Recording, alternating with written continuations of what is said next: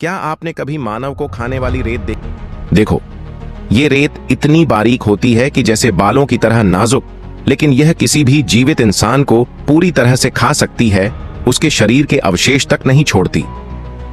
एक महिला समुद्र तट पर अपने पैरों से रेत पर चल रही थी, लेकिन तभी रेत ने उसके पैरों को पकड़ लिया और वह बाहर नहीं निकल पा रही थी।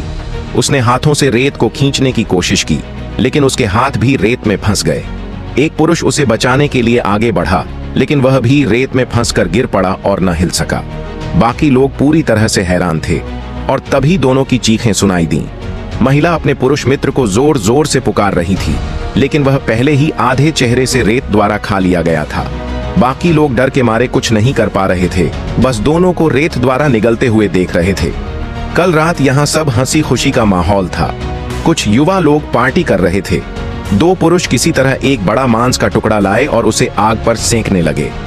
सुबह एक महिला नजदीक के समुद्र तट पर उठी और उसने देखा कि सभी लोग गायब हैं, सिर्फ उनके कपड़े पड़े हैं। तभी एक छोटा सा पक्षी रेत पर खाना ढूंढते हुए आया और अचानक ऐसा लगा कि जैसे रेत ने उसे पकड़ लिया हो। महिला ने यह दृश्य अपनी आंखों से देखा और महसूस किया कि कुछ गड़बड़ है। उसने अपने दोस्तों को रेत से दूर रहने के लिए कहा, लेकिन तब तक देर हो चुकी थी। फिर वही हुआ जैसा पहले बताया गया।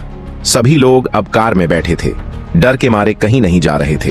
महिला ने रेत का निरीक्षण करने के लिए अपना हाथ आगे बढ़ाया और देखा कि रेत की सतह से बालों जैसे अनगिनत टेंटिकल्स निकले, जो किसी भी इंसान को निगलने में सक्षम थे।